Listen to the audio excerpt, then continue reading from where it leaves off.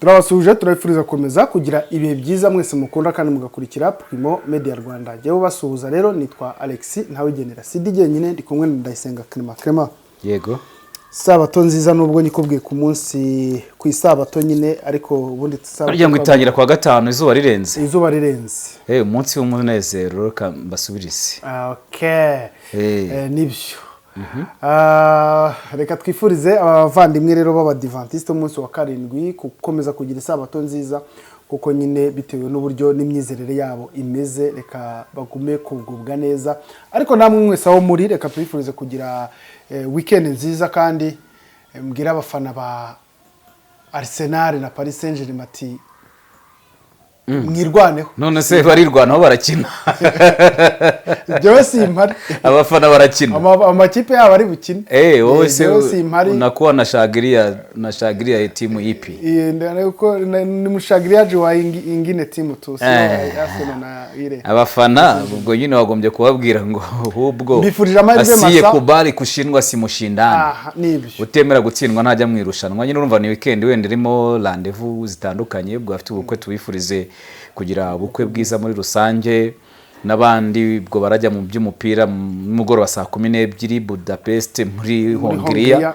ara umukino wa nyuma wa UEFA Champions League urumva ko rero nabwo araza kuba ari ibicika hagati ya Arsenal igeze ku mukino wa nyuma yaherukaga mu mwaka wa 2006 itsinzwe na FC Barcelona ibitego 2-1 Arsenal icyo gihe yabonye karita y'umutuku hakiri kare Senari yari we na Kizigenza Thierry ari kapiteni Eto barayibomwibuka muri Barcelona ba Messi bakiri batoya urabona ko rero umukino Paris Saint-Germain irashaka kuba itero igikombe ku nshuro ya kabiri ikurikirana mu gihe Arsenal ishaka kugira iyo nyenyeri ya mbere yazayibera itrufu ikomeye cyane kubera ko irabi bacecekesheje harya buriya yo buri bikombe byose bitashye mu Bwongereza bibiri byamaze kugerayo Europa League na yaba ari amateka yanditswe bwa mbere nanone ntacyo byatanga ku ikipe zitabira ubutaha yo numva hari ikipe yakwiyongeraho wenda bisanzwe ariko urumva iyo byose cyo kibazo cy'ikipe yongeraho mu zisohoka ahubwo ayo mateka kuzagira ngo azongere yandikwe ku kindi gihugu byabigoye kuko hari amateka za bigasaba ibindi binyejana n'imyaka myinshi kugira ngo ahinduke niba twarabonye Europa League yabaye kera ataraza Conference League ariko muri Espagne zaratahaga Champions League na Europa League zitwarwa na Villarreal ariko urumva turavuga amarushanwa atatu icyarimwe nyine urumva Conference ni rishyashya twabonye habanje Europa League itaha mu Bwongereza itwawe na Aston Villa yego ejo bundi nanone tubona Crystal Palace nanone yatsinze Rayo Vallecano muri Espagne itaha mu Bwongereza Aston Villa yari yatsinze Freiburg mu Budage ubungubu rero Arsenal mu Bwongereza na Paris Saint-Germain mu France kipe za Visit Rwanda ebyiri uretse ko Arsenal ni wo mu mukino wa nyuma igiye kwambaraho Visit Rwanda urumva ko bifite icyo bisobanuye nabyo ubwo ngubwo rero utemera gutsindwa najya mwirushanwa amahirwe masa kuraza kubona intsinzi reka tuve mu myidagaduro ndetse na siporo reka mbivuze gutyo twigire mu makuru ariko vugwa hano mu karere k'ibiyaga bigari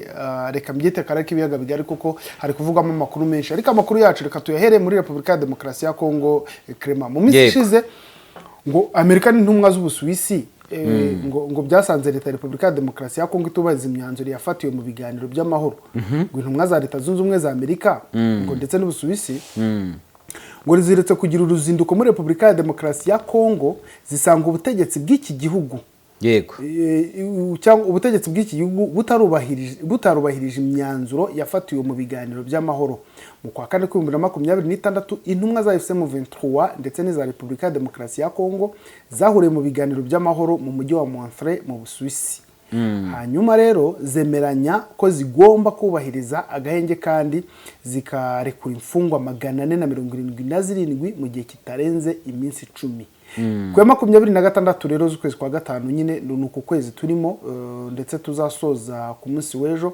intumwa za Amerika ndetse n'Ubusuwisi zageze Kinshasa ziganira n'abahagarariye leta ya Repubulika ya Demokarasi ya Kongo mu biganiro by'Montreux zisaba niba hari imfungwa za FM23 zarekuwe cyangwa niba ibitero byarahagaze ubwo nizarekuwe kuko n'igikorwa cyagomba kuba cyarabaye mu mitakera ngo cyangwa niba ari ibitero byahagaze igisubizo kirabura nyuma y'umunsi umwe byatangajwe ko leta ya Repubulika ya Demokarasi ya Kongo yafunguye abantu 37 binjiye bashinje gukorana na FCM 23 aho muri bo 22 bari bararangije igihano bakatiwe gusa abo nuvuga ngo aho baherereye ubu ntago haramenyekana. Hafunguwe 37 22 muri bo bari barangije ibihano, ariko abo bose aho baherereye ntabwo haramenyekana kuko ntabwo ari 23 yo kugeza amagingo yari yedeklara ivuga ko yakiriye iryo tsinda ryafunguwe n'ubutegetsi bwa Kinshasa. Hanyuma reka mpere kuri iki ngiki. Yego. Izi ubundi kubera icyo turi kubona intumwa heza ubusuwisi kandi tuzi ko abidoha muri Katari cyangwa abi Katari idoha aribo bakagombye kuba bari muri ibi bintu bafatanyije na Leta Zunze Ubumwe za Amerika. Ari Montreal. Inshingano niho zimukiye. Inshingano zarahimukiye ariko umuhuza ari Katari. Umuhuza ari Katari ariko mu gihe yari afite ibibazo inshingano zahise zihabwa ubusuwisi. Ariko noneho ubwo ngubwo barazikomeza, ariko umenya yuko ubundi nta Busuwisi nta Katari nta Leta Zunze Ubumwe za Amerika, bose n'umwe. Abo bose tuvuze ubundi barimo umuntu umwe, kubera ko izo ntumwa za Leta Zunze Ubumwe za Amerika n'Ubusuwisi nizo zisanze hariya mu karere ka Rubavu mu Rwanda. Twabonye muri kino cyumweru ariko izo ntumwa zavuye muri ibyo bihugu byazo zije muri Repubulika Demokarasi ya Kongo kureba uko amasezerano yubahirizwa hagati y'impande zihanganye. Nuvuga ngo ni ihuriro ry'ingabo za leta FARDC ndetse n'ihuriro rya AFC 23.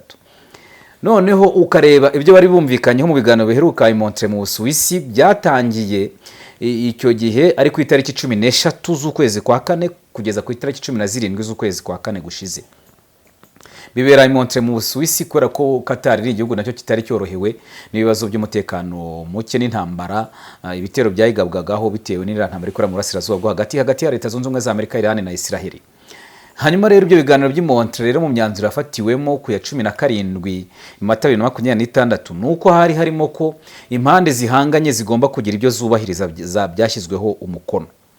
Ibyari birangajwe imbere nabyo harimo no gufungura imfungwa 477. Izo mfungwa zikaba ziri mu byiciro bibiri. Harimo imfungwa 166 zagombaga kurekurwa na AFC 23 zigashyikirizwa ubutegetsi bwa Kinshasa. Yivuga ko yari nizo yari yatangiye kurikurana mbere yuko bajya i Montreal mu Busuwisi. Yego, ubwo ngubwo iravuga ko yari yarekuye abandi 5,000 Repubulika Demokarasi ya Kongo irabanga. Ariko na mbere yari yarekuye abapolisi n'abasirikare basaga 1,100 bo baremerwa i Kinshasa. Ariko AFC 23 yagombaga guhabwa imfungwa 311 mu gihe yagombaga gutanga imfungwa 166 zigashyikirizwa ubutegetsi bwa Kinshasa. Kugeza amagingo aya angaya rero izo mfungwa 477 ntiziraherekanywa. Nabariya 37 twabonye batangajwe, urebye ni igitutu cyo kuba izi ntumwa n'ubwa mbere ziziye ku murongo w'urugamba cyangwa se ku mpande zihanganye mu gihugu cy'impande zihanganye kugira ngo barebe ngo iyubahirizwa ry'amasezerano ni irihe. Kuva ibi biganiro byatangira n'ubwa mbere tubonye abantu bageze kuri izo mpande zombi baje kureba ishyirwa mu bikorwa by'ibiganiro hagati y'impande zombi, kuko yaba aho byatangiriye i Nairobi muri Kenya, wigize ubona Uhuru Kenyatta igoma yagiye guhura na AFC 23. Wigize umubona Kinshasa yagiye guhura n'ubutegetsi bwa Kisekedi. Wigize ubona Joao Lorenzo Angola Kinshasa yagiye guhura na Kisekedi bagrebe ibibarizwa ry'amasezerano. Ntabwo bigeze bajyayo, ndetse no matwara ye mu 23 niyo hageze. Cyakora Kisekedi we yagendaga ajya murangora inshuro nyinshi, ariko ibyo gihe ntago ari ku biganiro bireba izo mpande zombi. Uvuge ngo intumwa yaje niyo yaba ari intumwa Antonio, ministri w'ubanye n'amahanga wa Angola, umubone yaje i Kinshasa, umubone yaje igoma mu matwara ye 23. Yewe nizo ntumwa za Leta Zunze Ubumwe za Amerika mu masezerano ya Washington nazo ntiziragaragara muri uwo mujyo. Izi ngizi zo mu Busuwisi nubwo na Amerika yaje iri kumwe n'izo z'Ubusuwisi muri rusange, n'ubwa mbere zikandagiye mu butaka bwa Repubulika Demokarasi ya Kongo zije kureba iyubahirizwa ry'amasezerano. Ariko noneho ibintu birimo bitangaje aho ngaho no kuvuga ngo twasanze Repubulika Demokarasi ya Kongo nta kintu na kimwe yubahirije mu masezerano yashyiriyeho umukono ya 17 Mata 2026.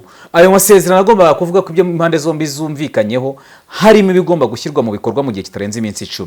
No kuvuga ngo tariki ya 17 kugeza tariki ya 27. harimo ariko ibyo ari gushyirwa mu bikorwa byo mu gihe gikomeza, kuko ntabwo turavuga ngo amasezerano y'agahenge yagombaga kumara iyo minsi 10, yagombaga guhita ashyirwa mu bikorwa ariko agakomeza. Ariko noneho byagombaga gushyirwa mu bikorwa, izi mfungwa turi kubona zivuga uyu munsi zagombye kuba zararangije guhererekanywa hagati y'itariki 17 z'ukwezi kwa 4 gushize n'itariki 27 uko kwezi. Kuba bitarakozwe ubwo ngubwo nabyo bivuze kwica amasezerano, ariyo mpamvu izo ntumwa zivuga ngo twasanze nta kintu na kimwe ubutegetsi bwa Kinshasa bwubahireje. Noneho ugasanga nanone aho ngaho harimo ko izo mfungo nazo turi kubona bahagarikuye 37 ariko ubundi dushatse twavuga 15. Muri 37 ntacyo harimo 22 zarangije ibihano ariko none zari zararangije ibihano zikomeza gufungwa. Bivuze ngo ubu ngubu bari bafunzwe mu buryo bunyuranyije n'amategeko, kubera yuko niba umuntu umuburanishije ufite ibyo umushinja urukiko rukabimuhamya agakatirwa, igihe yakatiwe buri muntu, niyo mpamvu imfungo ifite ifishi. Iyo fishi igaragaza igihe winjiriye nyine, iyo fishi biriho n'igihe ugomba gutahira, kubera yuko bigaragaza imyaka wakatiwe, igihe winjiriye ubwo ugomba kubara ngo niba ari imyaka ingahe, ukamenya ngo uzataha iki gihe, biba bigaragara. Ariko noneho iyo mfungo irangije igihe habaye ubutabera butangwa, yajya no kurega gahabwa ubutabera, kubera yuko wayifunze mu buryo bunyuranyije n'amategeko, wakomeje gukomeza kuyifunga ariko yararangije ibihano. Ariko mu bihugu byinshi bya Afurika uzasanga aho ugize amahirwe n'ubwo wabirangije ushobora gutaha amahoro. Rero nibyo ngibyo byabaye kuri izo ngizo 15 zo nizo wavuga ngo zarekuwe, ariko AFC 23 ntiratangaza ko yazakiriye, kuko ngo kugeza n'iki gihe n'ubu tuvugana ntabwo baramenya ahantu abo bantu baherereye. Buri gihe uko usoje imirimo, iyo nta gahunda z'umuryango zihutirwa zigutegereje mu rugo, wifuza kuruhura ubwonko no kuganira nabo mwungurana ibitekerezo ku kazi kawe cyangwa ku iterambere ry'ubuzima, nguhitiyemo kwa Jados Bar Restaurant and Coffee. Aha niho hantu hatuje kandi hari smart, kuko baguha serivisi za 5 stars, waba wifuza kuhafatira amafunguro ku manywa, kuhakoreshereza komandi kagusanga iwawe mu rugo, ku kazi kawe ndetse n'ahandi waba uherereye, cyangwa kuhasangirira n'abawe icyo kunywa yaba ibisembuye n'ibidasembuye. Ngaha ahantu hari smart mu mujyi wa Kigali kwa Jados Bar Restaurant and Coffee, bafite aho mwaganirira hatuje, mwifuza gukora inama zaba iz'akazi, inama y'ubukwe, aho mwakwiyakirira muvuye gusezerana. Bafite ahantu hatuje hisanzuye kubifuriza abanyisabukuru nziza n'ibindi birori. Bafite sale z'imyidagaduro, harimo aho berekanira imipira yose by'umwihariko yo ku mugabane w'Uburayi, aho gukinira biyari kandi zirenze imwe, ndetse n'abakunda gususuruka babafite bande ya karaoke n'igisope buri weekend. Bafite umwihariko w'akabyiniro night club. Jados Bar Restaurant and Coffee Shop ni ku Gisozi ujya Beretwari, ahegeranye n'icyapa cya bisi zijya mu mujyi. Bafite n'andi mashami hafi ya gari ya Batsinda ndetse n'i Kanombe mu Busanza. Kubifuza ko serivisi zacu zibasangaho muri, mwaduhamagara kuri 0788 35 11 27. Jados Bar Restaurant and Coffee Shop, urugero rwa serivisi zinoze kandi zihuse mu Rwanda.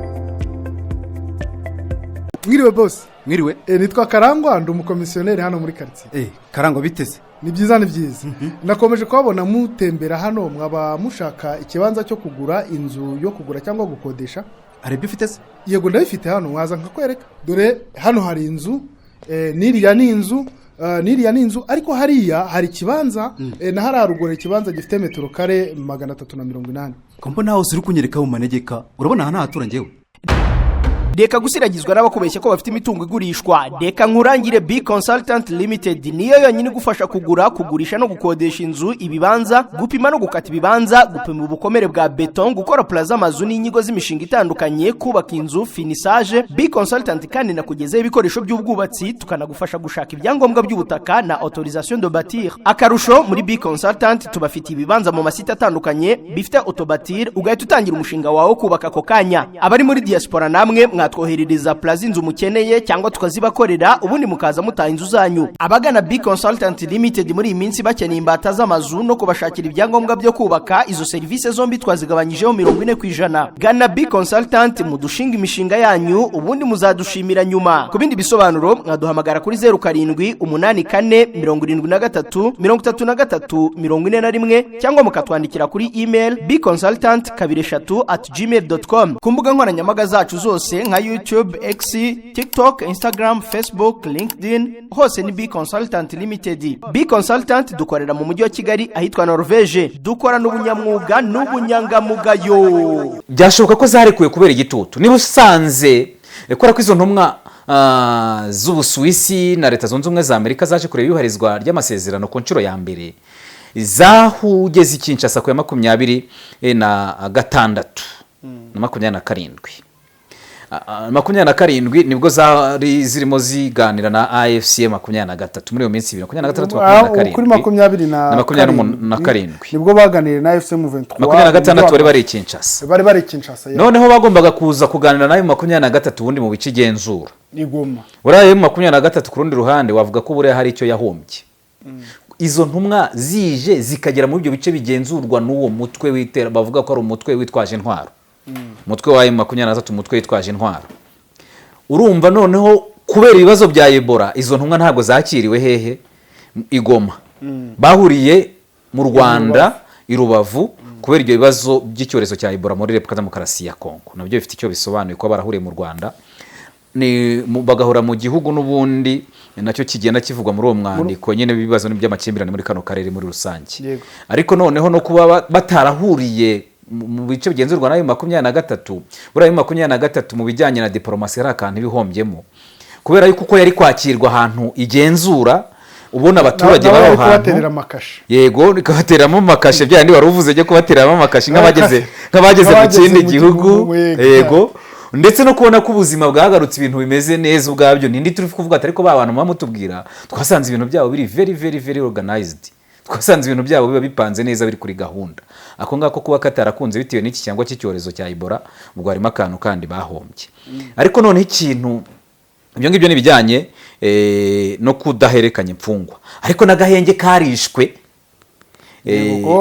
kuva zasanze intambara tarahagarara na n'ubu ngubu ahubwo no mu gihe bari yose buriya haba bari muri ibyo biganiro yari Kinshasa cyangwa se Gisenyi Rubavu hari aho imbunda yari yacecekeshejwe yaba muri Kivu y'Amajyepfo n'Amajyaruguru habuze aho imbunda yari irimo gutogota ntabwo habura muri ibyo bice ariko noneho ukavuga ngo wasanze ngo nta na kintu na kimwe yubahirije ubundi amasezerano hatariho igihano ku muntu uzaba wayishe none burya amasezerano nabwo ugomba gukemanga uburemere bwayo niba tuvuga ngo amasezerano twabonye hagati y'ihuriro AFC 23 ndetse n'ihuriro ry'ingabo za leta FARDC ndetse n'ubutegetsi bwa Kinshasa muri rusange ngo ni impande zombi zigomba kwigenzura AFC 23 ihanganye n'ihuriro ry'ingabo za leta FARDC yo tuvuze ihuriro ry'ingabo za leta nuko bafatanya na FDLR umutwe w'iterabwoba ugizwe na bamwe mu basi bakoze genocide mu Rwanda mu 1994 harimo abacanshuro harimo ingabo z'u Burundi wabonye ko n'ingabo za Angola zaje n'ibikoresho muri Kivu y'Amajyepfo n'abandi bakorana muri rusange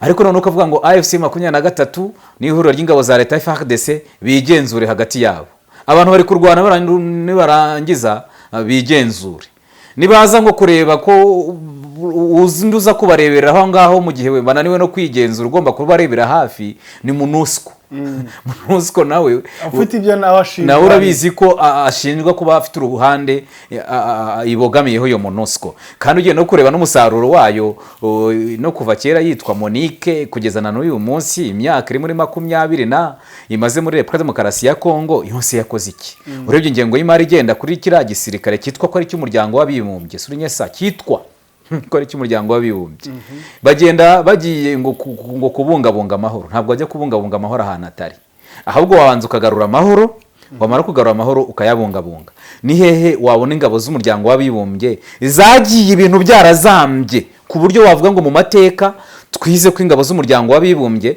zagiye ahantu ibintu byarazambye zibisubiza ku murongo ubu abaturage baratunze baratunganiwe ngira ngo ushobora kuhashakisha itoroshi ku manywa ukagenda umurika ushakisha ukahabura ni ukuvuga ngo rero ibyo byose biragaragaza yuko nanone n'aya masezerano aba afite ibyuho cyangwa intege nke kubera ko ntabwo wavuga ngo abantu basinyanye amasezerano hatari ibihano ku ruhande ruzica amasezerano niyo mpamvu ukavuga ngo twasanze Repubulika Demokarasi ya Kongo itubahirije ibyo yemeye gushyira mu bikorwa ariko nanone ntuvuge ngo ibihano none se nivuga ngo umuntu urasaba kubahiriza amasezerano ihangane gato bavuze ko u Rwanda rutubahirije ibyo rwasinyiye i Washington yego baraza ikintu bagise bakora ni ibihano sibyo baraje bubwabo batangaje ko Repubulika Demokarasi ya Kongo itigeze yubahiriza na gato mu masezerano. Yego. N'ibyo bubahirije babyohereje nyuma y'umunsi umwe. oya ahubwo icyo bivuga ngo nyuma No y'umunsi sanction. umwe igihe byatangarijwe biragaragaza ko ari ibyakozwe kubera icyo gitutu bashyizweho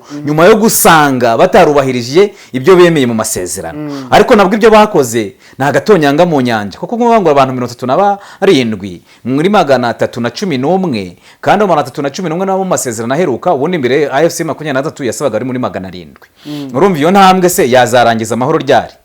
Ngaho ufata abo ngabo ubwabo 35 uvuga, ubwo byasaba ko yazabarekura mu byiciro 10 kugira ngo wenda boye 23 mu byiciro 9 gutyo. Ubwo se urumva byazoroha. Biracyagoye nyine, biragaragara ko nayo masezerano nishyirwa mu bikorwa no kugenzura haracyarimo icyo bita kubogama. None se niba utanze urugero rwiza rw'isobanura ngo u Rwanda rushinzwe kuba rutarabahirije ibyo rwasinyiye ku masezerano ya Washington ku ya 4 Ukuboza 2025, ariko rwafatiye ibihano bitandukanye nyuma igisirikare cy'u Rwanda na bamwe mu basirikare bakuru bacyo bafatirwa ibihano bitandukanye twagiye tugarukaho mu ngeri zitandukanye. Ariko noneho waza wowe ukavuga ngo wasanze ubu ruhande rwa Kinshasa rutaragize ibyo rwubahiriza, mu gihe noneho bigaragara yuko koko ayo masezerano n'abayagenzura ibahirizwa ryayo n'abahagarikiye ko asinywa badafite uruhande babogamiyeho, nubwo twakagombye kubona hakurikiraho iki ibihano ku mpande zitubahirije iki amasezerano. None wakwibaza ngo uzabona Leta Zunze Ubumwe za Amerika ko ari ihagarariye amasezerano muri rusange, ntuvuge ngo ibyo ngo byaduha muri Katari, ngo ibyo bya Montre mu Busuwisi, umugenga ni Leta Zunze Ubumwe za Amerika muri amasezerano. Ubwo wavuga ko se twakwitega ibihano bya Leta Zunze Ubumwe za Amerika kuri Repubulika Iharanira Demokarasi ya Kongo? Repubulika Demokarasi ya Kongo yahanwa kuba itarubahireje amasezerano nk'uko zino ntumwa z'ibyo bihugu zibigaragaza? Biragoye. Nibyo byagakwiye ariko biragoye kubera yuko aya masezerano ashingiye ku bijyanye n'ubucukuzi bw'amabuye y'agaciro. None se ujye guhana umuntu ari we nyiri imari zitse aguha? Ukomeje ku bucukuzi bw'amabuye y'agaciro, urumva hano bavuga ko santere ya Rubaya iri mu byo abanyamerika bashyizeho agati, bashinzeho agati cyane ko iki gice kikungahaye ku mabuye y'agaciro ya Coltan kiri mu masezerano y'ubucukuzi bw'amabuye y'agaciro Amerika yagiranye na Repubulika ya Demokarasi ya Kongo kwa 12 nyine ku mwaka ushize 2025. AFC M23 igenzura Rubaya kuva mu kwezi kwa 5 2024. Iri huriro ryagaragaje ko niba abanyamerika bashaka kugenzura iki gice ryiteguye gukora iki, ngo ryiteguye kubiganiraho na Amerika kuko Leta ya Repubulika ya Demokarasi ya Kongo itakigenzura. Iyi ntabwo ari ndi bifu yuko AFC M23 no ishaka kujya mu biganiro Leta Zunze Ubumwe za Amerika nkiyamaze kwiyumva ko igenzura kara gace. Ndi kukubaza nuvuga ngo aho ngaho ikiriho ubwabyo kubiyongeye ngo iza ku meza y'ibiganiro, kandi mu biganiro bya Doha muri Katari ndetse ni Montre mu Busuwisi nta ngingo ijyanye n'amabuye y'agaciro yari iri. Mwebwe niba mushaka kugenzura gucukura muri Rubaya muze tugirana amasezerano tugira ibyo twumvira. Nibyo 23 nibyo ivuga. Nyine ibyo ngibyo aho ngaho biraza ngo buri ruhande rurabareba ngo nkoranye n'aba ngaba nagira yaye mahirwe cyangwa se naba nizeye ko aba ngaba ari bo banyabo gukorana. Ese imari yanjye bayibungabunga neza. No kuvuga ngo niba 23 irega ivuga n'ibyo ngibyo biragaragaza ngo ubundi ntiyaba yaramaze gushinga imizi. Niba waramaze gushinga imizi ahantu ku buryo ushobora no kubwira abashoramari tise ntabwo mwaza tukanakorana, tukanegosiya tukumvikana amasezerano y'imikoranire hagati y'impande zombi. Kubera ko murimo muraganira n'umuntu utari uwa nyawo, nitwe ba nyabo kubera ko nitwe dufite ahantu kandi abo bose barabizi nibyo byayo masezerano n'ibyiki. Wakwibaza ngo amasezerano ya Rubaya n'iki bije gute mu ntumwa za Doha, mu ntumwa za Montre, ariko na Leta Zunze Ubumwe za Amerika ririho. Biragaragaza ko rero aho ngaho n'ubundi bya nakubwiraga haruguru ngo yaba Leta Zunze Ubumwe za Amerika, yaba Montre mu Busuwisi, yaba Doha Katari, umugenga ninde n'umwe. Aho ngaho Leta Zunze Ubumwe za Amerika hariya ni amaboko yayo yandi yabayihagarariye hariya, kuko ivuga ko itaganira n'imitwe y'iterabwoba, ishaka abandi bazayifasha kuganira, ariko ni Katari zo kuganira. None izi ntumwa zaje mu biki? Izo ntumwa nyine zaje ariko urumva ni za Leta Zunze Ubumwe za Amerika nazo zirimo, ariko zo zari zizanywe nyirizina no kureba ibijyanye n'uko ntabwo zari zije kugenzura, ntabwo zari zije kuganira, no kureba uko amabuye yacu kurwa y'agaciro hariya no kugenzura byaba biba birimo yego mu buryo bwo kwerekana ko ureba ko amasezerano yasinywe yubahiriza, ariko icyita rusange nyamukuru nibyo bijyanye n'ubucukuzi bw'amabuye y'agaciro. Birashoboka ko ushobora kuzabona AFC 23 yumvikanye nabo ngabo bakaba bacukura amabuye hariya, mu gihe bizaba nabyo bifite icyo bivuze ko bizaba bigaragaza ngo yamaze gushinga imizi. Ni igihugu kitaremerwa, ariko nanone tujya tubivuga ngo igihugu bundi kwemerwa ninde cyagombye kuba kijya gusaba uburenganzira, sibyo? Hari ibintu uvuga ngo igihugu ninde cyagombye kuba kijya gusaba uburenganzira kugira ngo cyemerwe, kuko hari ibihugu bimaze imyaka hano bifatwa nk'ibihugu na bamwe kugeza ubwo bohereza ambasaderi. Twavugaga Somaliland ni intara yo muri Somalia, kuva muri 1991 yiyomoye ku gihugu cya Somalia, none se ubwo ngubwo ntiyigenga. 1991 kugeza 2026 ni imyaka 30 n'ingahe? 35. Ibibazo imyaka 35 ari intara yigenga, ifite ubuyobozi, ifite president, ifite byose. Nitwabonye Israel yohereza ambasaderi. Nose ubwo ngubwo urumva iyo ntara uretse kuvuga ngo nubwo itaremerwa ku rwego rw'isi n'umuryango w'abibumbye ngo yitwe igihugu, ariko n'umuryango w'abibumbye nawo ureke itaremerwa na Leta Zunze Ubumwe za Amerika ngo yitwe igihugu. Impamvu mvuze ngo Leta Zunze Ubumwe za Amerika ngo yitwe igihugu nuko twabonye ko igihugu cya Palestine mu nteko rusange iheruka y'umuryango w'abibumbye byagenze gute. Palestine ibihugu birenga 150 byatoye iki? Byarayemeye ko nk'igihugu cyigenga cyagombye kuba cyigenga gifite ubusugire bwacyo. Ibihugu 150 nabingaye mu bihugu 190. Koko ubwo ngubwo amatora bayagira akamaro n'ubutabera bukaba bubaho, koko Palestine cyaba ari igihugu cyigenga gifite ubusugire nk'ibindi byose. Ariko kugeza amagengo yakira bufite oya ntabwo. Ariko bivuze iyo Somaliland turi kuvuga imaze iyo myaka 35. Nose ni igihugu kimaze imyaka 35 gifite perezida, gifite imitegekere yose nk'ikindi gihugu, gisoresha, gikora ibiki byose, cyubaka ibikorwa remezo. Icyo ntabwo cyitwa igihugu. Gitegereje siki. None iyo Palestine turi kuvuga ifite idarapo, ifite ibirango by'igihugu, ifite ifaranga, ifite byose. Wenda yo 23 yo wenda iracyari mu nzira ziganisha aho ngaho, ariko si ibyo bihugu byose byageze aho ngaho. Niyo tuvuga Palestine, ibyo byose tuvuga bigira igihugu si bifite. Ifite ifaranga, ifite perezida, ifite ikirango, ifite idarapo, ifite igisirikare, ifite ministri w'intebe, ifite ambasaderi, ifite n'ambasaderi mu muryango w'abibumbye. Yes. Ntabwo abonye wa musaza waririraga avuga Israel uvuga ati mwebwe muravuga mukica n'abana. Ntabwo abonye umusaza uri mu myaka 70-80 aririra mu nteko rusange y'umuryango w'abibumbye iheruka. Ariko ibyo ngibyo birerekana ko M23 mu gihe itangiye kujya yakira abashyitsi nk'aba ngaba turimo turavuga aba ngaba baza kugenzura, wabonye ifite abandi baza kureba ibijyanye n'icyorezo uko bihagaze n'iki no gukumira n'ingamba zihari. Biragaragaza ko mu gihe yazaba yumvikanye koko imikoranire y'icukurwa rya Rubaya, nibabona M23 hari amasezerano yasinye y'imikoranire mu bijyanye n'ubucukuzi bw'amabuye y'agaciro n'igihugu cyari cyo cyose hirya no hino ku isi, cyane cyane ibyo mu burengerazuba bw'isi na Amerika, abantu bazatangire kumenya kuri kugenda igana muri za ntambwe nyine ziganisha ku gihugu. Wari ukomeje ku cyorezo cya Ebola Clement. Umunyamabanga mukuru w'ishami ry'umuryango w'abibumbye rishinzwe kwita ku buzima Tedros Ghebreyesus yageze Kinshasa, ariko ku munsi w'ejo nibwo byari biteganyijwe ko ajya muri Ituri. Mugabo ni cyazanye abanyekongo cyihumure kigomba kubafasha kwikobotora icyorezo cya Ebola n'aka karere muri rusange. Icyamuzanye muri rusange yaje kureba ingamba zafashwe nuko zishyirwa mu bikorwa, ariko akavuga yuko ngo mu gihe cya vuba n'urukingo rw'iki cyorezo cya Ebola cyiswe bundi buryo kiba urwo rukingo ruba rwabonetse, niba rutanahari wenda bakaba barimo kunyuza mu nzira zindi ngo ruzanaboneke. Ariho ubundi nta gishya wavuga yazanye, kuko ntazanye urukingo ngo bajye gukingira bari abaturage bo muri Ituri. Cyabikora wenda ikindi ubwo ngubwo wenda yazana ashobora no kuzana igitutu ku butegetsi bwa Kinshasa. Ntabwo ari morale yabagaruye mu banyekongo kumva ko morale irimo mu banyekongo yego, ariko ngene nabyise n'igitutu ku butegetsi bwa Kinshasa. Kubera ko tumaze kubona abaturage mu njyabihe ebyiri zitandukanye batoroka ibitaro hariya mu ntara ya Ituri mu burasirazuba bwa Kongo. Yego, urumva bahana imbibi na Kivu y'amajyaruguru, ariko ni intara zose ziri mu burasirazuba bwa Kongo. Ariko niba abaturage twarabonye yuko batishimira uko bafatwa kugeza ubwo bafata icyemezo cyo gutoroka, ubundi mu bihe by'amage, mu bihe bidasanzwe abantu bitwara mu bihe bidasanzwe, kandi icyo gihe habamo no kwigomwa kwa leta. Nuvuga ngo mu ndwara z'ibyorezo zitandukanye na za ndwara zisanzwe, kubera ko nitujya kureba indwara z'ibyorezo inyinshi usanga abaturage bitabwaho ku ikofi ya leta.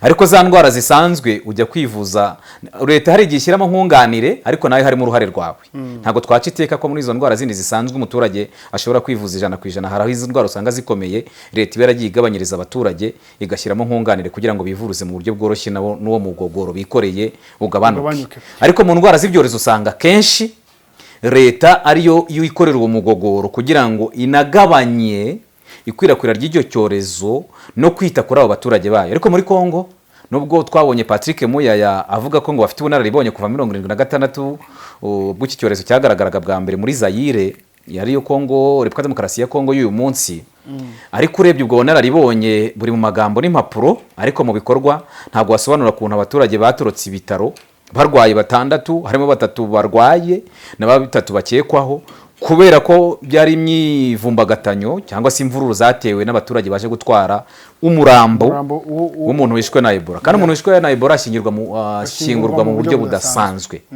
Niba umuntu ashyingurwa mu buryo budasanzwe rero abaturage nabo bagombye kuba barateguwe bari muri uwo mwuka, bari muri uwo mujyi wo kumva ko umuntu wishwe n'icyo cyorezo agomba kuba yitabwaho mu buryo budasanzwe kugira ngo adakwirakwiza icyorezo. Bafashe ibyemezo bigayitse byo gutwika amahema no ku bitaro n'iki twarabibonye. Nyuma harongera abandi bakoze imyigaragambyo ku bitaro nanone bivurirwamo abarwayi ba Ebola, kugeza ubwo polisi irashe mu kirere kugira ngo ihoshe iyo myigaragambyo. None ukibaza ngo niba bigaragambya gutyo, niba bagaragaza ko bafashwe nabi, kandi twabonye na Leta Zunze Ubumwe za Amerika zaratanze inkunga zo kwifashishwa mu guhangana n'icyorezo cya Ebola. Nuvuga ngo niba ari inkunga zo kwifashishwa mu guhangana n'icyorezo cya Ebola, ahantu hambere twagombye kubona zishyirirwa mu bikorwa ni muri iriya ntara yibasiwe cyane, intara ya Ituri, tuyibona by'umwihariko hariya muri za Beni. Ariko noneho ntabwo iyo nkunga ari gukoreshwa i Kinshasa mbere na mbere, ahubwo yagombye kubanza kujya gushyirirwa mu bikorwa ahantu hari abaturage bugarijwe mbere y'uko iza kuba yashyirirwa mu bikorwa mu bindi bice bindi by'igihugu. Niba abaturage bagaragaza ko bafashwe nabi, igitutu mvuga nuko ashobora kujya akabona yuko hari ibigomba gushyirwaho umwotso, wenda umuryango ishami ry'umuryango w'imyenda ryita ku buzima WMS rikaba ryashyira n'igitutu ku butegetsi bwa Kinshasa kugira ngo ufate n'ingamba zidasanzwe no kwita ku baturage kugira ngo habeho no gukomeza gukumira ikwirakwira rya kino cyorezo cya Ebola kimaze guhitana abasaga 220 ndetse abamaze kucyandura bakaba barenga 1000 muri Repubulika Demokarasi ya Kongo, n'igihugu kibasiwe cyane, nubwo na Uganda twabonye imibare igera hafi mu bantu 10 bamaze kucyandura. Clement, turi kugana ku musozo, turi gukomeza ku cyorezo cya Ebola nanone, ariko muri inkuru twatangireho izi ntumwa za Leta Zunze Ubumwe za Amerika n'iz'Ubusuwisi zari zabanje Kinshasa mbere yo kuza i Rubavu. Kandi twabonye itangazo rya Leta y'u Rwanda rivuga ko umuntu nta mugenzi n'umwe w'umunyamahanga wemerewe gukandagira ku butaka bw'u Rwanda avuye muri Repubulika ya Demokarasi ya Kongo. Ntabwo wenda bavugaga wenda uvuye mu burasirazuba bwa Repubulika ya Demokarasi ya Kongo kuba muri Kongo Kinshasa muri rusange, ko zira ntumwa twabonye ko zaganiriye n'abahagaraye AFC M23 i Rubavu.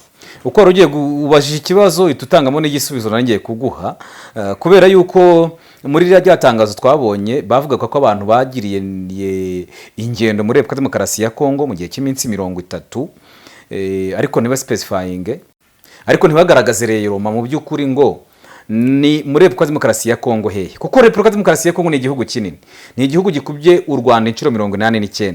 Nizo ntara tuba tuvuga iyo Kivu y'Amajyepfo, Kivu y'Amajyaruguru, izo ntara ziruta u Rwanda kandi ari intara, aho izo za Ituri, intara nyinshi muri izo 26 za Kongo zaba zitaruta u Rwanda ubwo zaba ari nkeya niba atari na hafi ya zose, kuko uzasanga nk'intara Katanga kubye u Rwanda inshuro 5. Katanga ifite ubuso buri muri kilometero kare 130. Urimo urayumva ari intara imwe ya Katanga. Wenda ubwo haba harimo nk'inkeya ntoya wenda zaba ari ntoya, ariko inyinshi izo zikubye inshuro nyinshi u Rwanda. Dutanze urugero wenda nko kuri iyo ntara ya Katanga. Byashoboka yuko wenda rero yatangazo ntabwo ryigize risobanura neza irenga yobora rishobora kubaho, ariko wenda byashoboka yuko wenda muri ibyo bice bagombaga kuba warongeyemo wenda mu bice byagaragaye mu icyo cyorezo, kuko niba twaravuze muri Kivu y'Amajyepfo hagaragayeyo kesi, Kivu y'Amajyaruguru hagaragayeyo kesi, ndetse no mu ntara ya Ituri. Ubwo ni intara zingahe? 3. cyangwa se n'izindi zaza ziri aho ngaho zegereye zo mu burasirazuba bwa Kongo. Ariko Kinshasa ngaho reba intera iri kuva muri Ituri ujya Kinshasa. Ariko itangazo ryavugaga Repubulika Demokarasi ya Kongo. Ibyo nibyo ni gutekereza yuko wenda itegeze zitanga imbibi cyangwa akaba harabayeho irengayobora muri rusange, kuko nyuma y'iryo tangazo kugeza amagengo aya nta rindi twigize tubona ririvuguruza.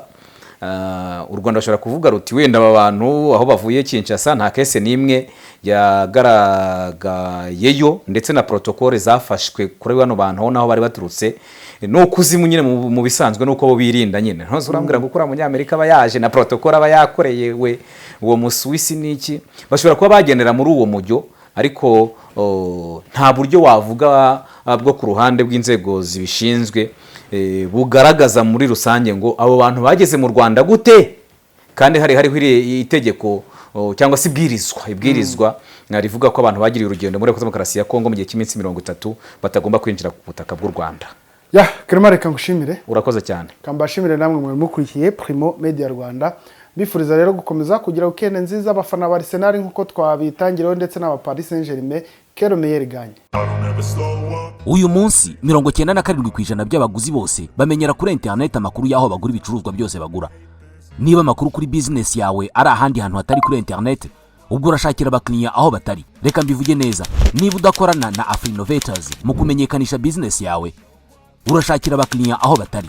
Uyu munsi Afrinovators ifite promotion yitwa Toto Digital Promo. Hano tukubakira website nziza kandi igezweho, yaba ya business isanzwe, e-commerce, NGO, amashuri, ibigo bitanga service n'ibindi. Tugukorera Google profile itanga amakuru yose kuri business yawe, tukaguha na domain name nka .rw.com cyangwa se .org. Ikiruta byose ariko tukwinjiza muri huza.rw. Uru ni urubuga rufasha business zo mu Rwanda kuboneka ndetse no kumenyekana kurushaho. Aha ni abakiriya bashya bashobora kukubona. Niba ibi byose ubifite kuri huza.rw, tuguhigerageza cyangwa se trial y'amezi 3 nta kiguzi. Gushyiraho business yawe ku buntu. Urashaka gutangira? Hamagara cyangwa wandika ubutumwa kuri WhatsApp kuri 07 85 73 70 cyangwa usure y3.huza.rawa. Wanadusura aho dukorera i Nyarugenge mu mujyi mu nyubako ya TCB mu muryango nimero F1B inyuma ya Centenary House, ni hafi ya Simba Supermarket.